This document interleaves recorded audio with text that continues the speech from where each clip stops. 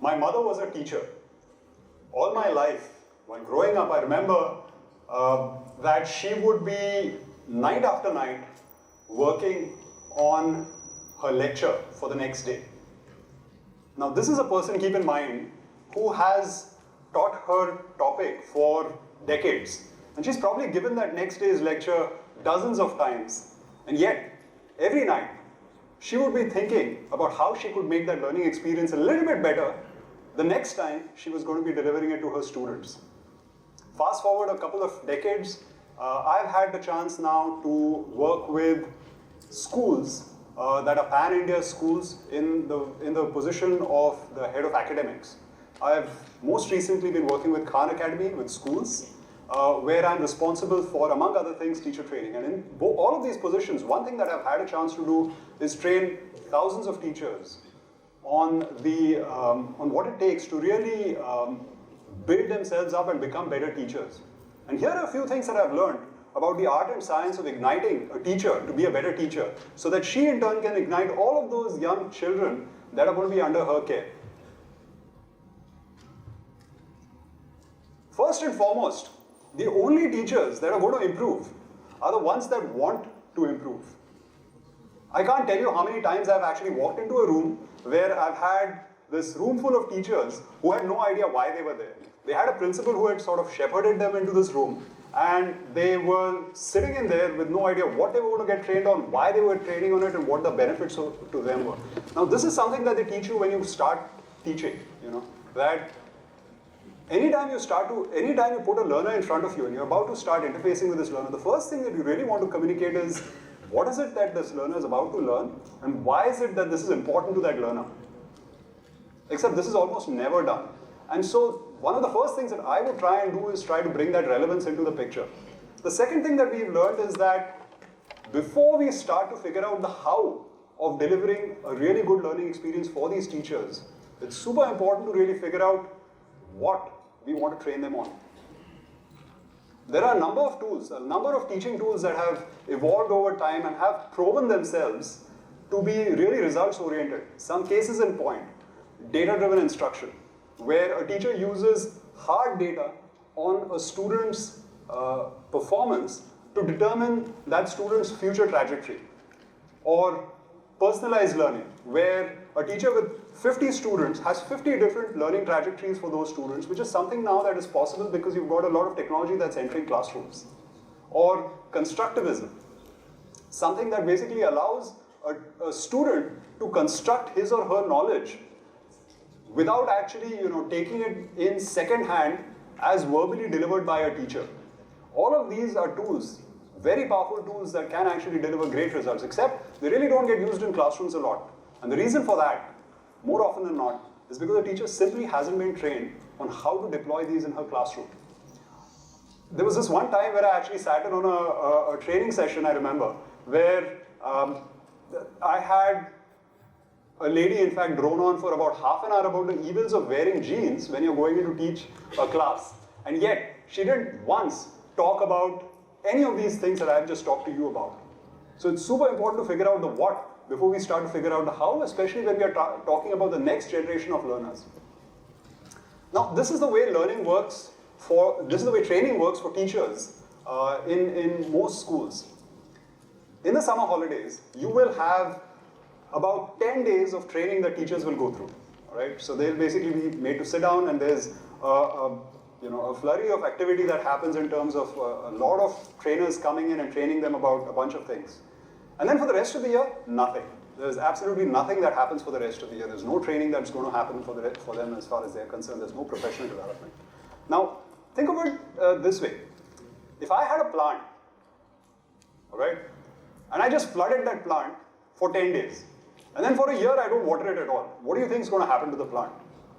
And that, pretty much in a nutshell, encompasses the growth that teachers are probably going to see from professional development in most schools. So what you really should be thinking about is not really 10 days of flooding and a year of drought, but rather drip irrigation. Which brings me to the next point. There was a writer called Paul Brambrick-Santoyo. In his book, Leveraging Leadership, he talks about the need to have teachers go through small incremental changes over time. So at any given point in time, a teacher is only working on one tiny skill that she is going to basically improve. And once she's perfected it, she moves to the next skill. And once she's perfected that, she moves to the skill after that, and so on and so forth. And so while each of these are like really tiny, small, completely digestible skills that a teacher has no issues with basically learning, over time, when you look at the growth that happens in the teacher over a greater period of time, it's pretty significant. It's something, again, that has been proven around the world, and something that really should be, the way training is done. Mentorship, something that is super important, especially so in the context of a teacher. So if a teacher actually has, say, a principal or a senior teacher coming in and sitting in on her class, observing how she's doing things, giving her feedback, telling her what she's doing wrong, and how, based on their experience, how she could do it better. That's incredibly helpful for any teacher out there.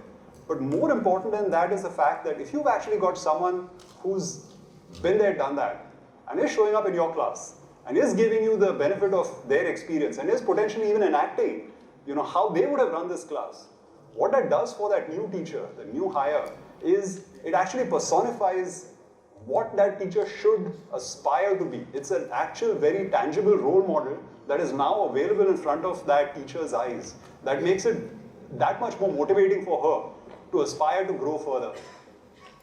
Now, since you've been such a great audience, and I'm hoping that, I can't tell, but I'm hoping that most of you are not asleep, I'm going to give you one more bonus pointer. And that is just this, that like you want your learning experience to be engaging, trust me on this one, teachers want their learning experiences to be engaging too.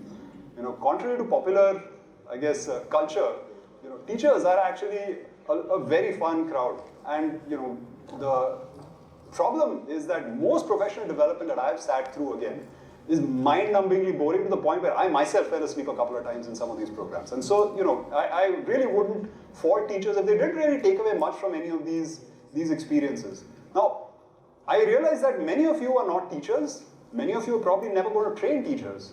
And so you're probably asking, how is any of this relevant to you? Every single thing in here is relevant to you, because you will, no matter what you do, no matter where you go, you will be learning for the rest of your life. And here are some things that you really should keep in mind. That if you are not willing to grow, you will not grow. Willingness is probably one of the most important things you can do for your learning process. Make sure that you're motivated enough before you get started on any learning journey, because if you aren't motivated, you probably are not going to get there. Secondly, figuring out what you need to learn is extremely vital in the early stages. You want to make sure that that which you're learning is something that's really going to propel you further and build towards your future that you aspire to. Thirdly, as we've talked earlier about teachers, making sure that learning is continuous, making sure that learning happens in small incremental steps, and that there's someone with experience who's there to watch over you and mentor you while you grow, can really help you go forward. Finally, you really want to make sure that that learning experience is a fun experience. And if you think that you can actually completely put that responsibility on your teacher, that's not right. You probably need to basically think through how you can make it fun for yourself too. Going back to the topic that is near and dear to my heart, teachers. Teachers are a force multiplier. If you basically are able to train a teacher well and motivate her well, you're able to make her a happier teacher, because now here's someone who's now able to tap into her latent capabilities, and here's someone who's now really self-actualizing. You're able to increase when you actually improve a teacher's abilities, you actually are improving the learning experience of potentially hundreds of her students that she's going to be teaching downstream. Moreover, you will be improving the average standards that exist in the educational institution where she teaches, because by sheer osmosis, you're going to have a lot of other teachers who are going to look at this teacher and suddenly aspire to be like her and try to build up their own capabilities too. Teachers are incredibly important. Training them is incredibly important. As individuals as well as a society, we really need to look at what we can do to make this happen, because if this is something that we don't pay attention to, we will suffer. as a society. And that is why helping teachers become better teachers is my Ikigai. Thank you.